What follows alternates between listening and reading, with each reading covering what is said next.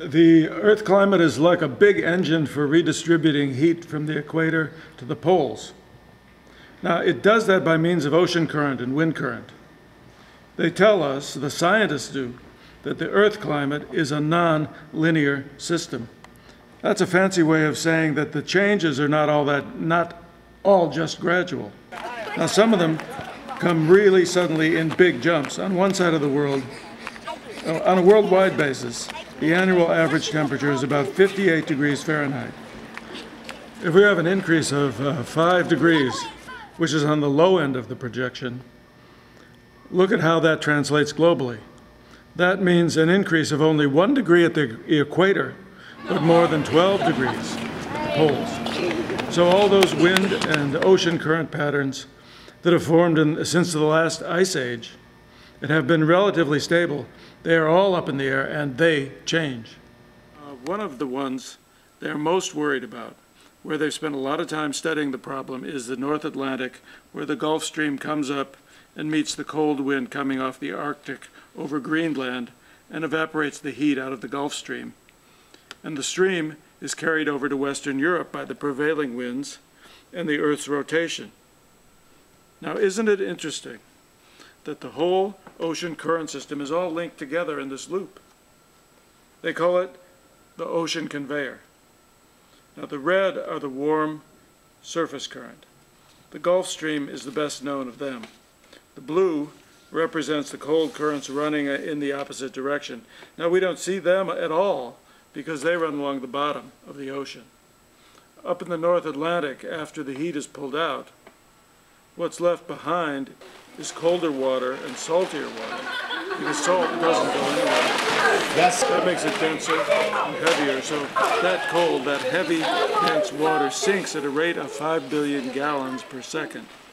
And that pulls the current back south. At the Vlad Glacier was receding from North America. The ice melted and a giant pool of fresh water formed in North America. The Great Lakes are the remnants of the huge lake. An ice dam on the eastern border formed, and one day it broke. All that fresh water came rushing out, ripping open the St. Lawrence there. It diluted the salty, dense, cold water, made it fresher and lighter so it stopped sinking. And that pump shut off and the heat transferred stopped. And Europe went back into an ice age from around 900 or 1,000 years. The change from conditions we have here today as an ice age took place in perhaps as little as 10 years' time. That is a sudden jump. Of course that's not going to happen again because the glaciers of North America are not there.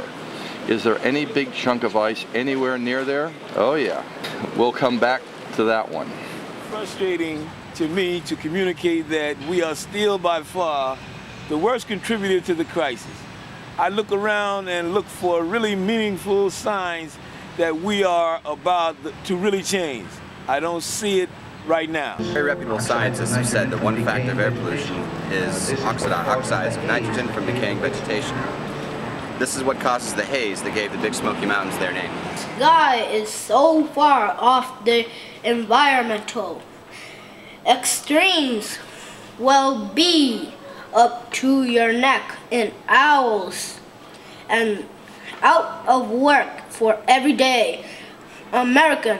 This guy is crazy.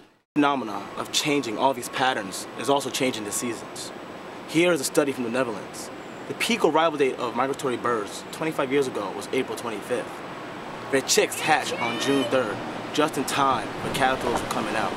Nature's plan. The only thing to get rid of it is But water. 20 years of warming later, the caterpillars peaked 2 weeks earlier. The chicks tried to catch up with it, but they couldn't. So they are in trouble. There are millions of ecological niches that are affected by global warming in just this way. This is the number of days with frost in southern Switzerland over the last 100 years. It has gone down rapidly. But now watch this. This is the number of new exotic species that have rushed in to fill the new ecological niches that are opening up. That's happening here in the United States too. You've heard of the pine beetle problem? Those pine beetles used to be killed by the cold winter, but there are fewer days of frost, so the pine trees are being devastated. This is part of the 14 million acres of spruce trees in Alaska that have been killed by bark beetles. The exact same phenomenon. There's cities that were founded because they were just above a mosquito line. Niobe is one. Harare is another. There are plenty of others. Now the mosquitoes with warming are climbing into higher altitudes.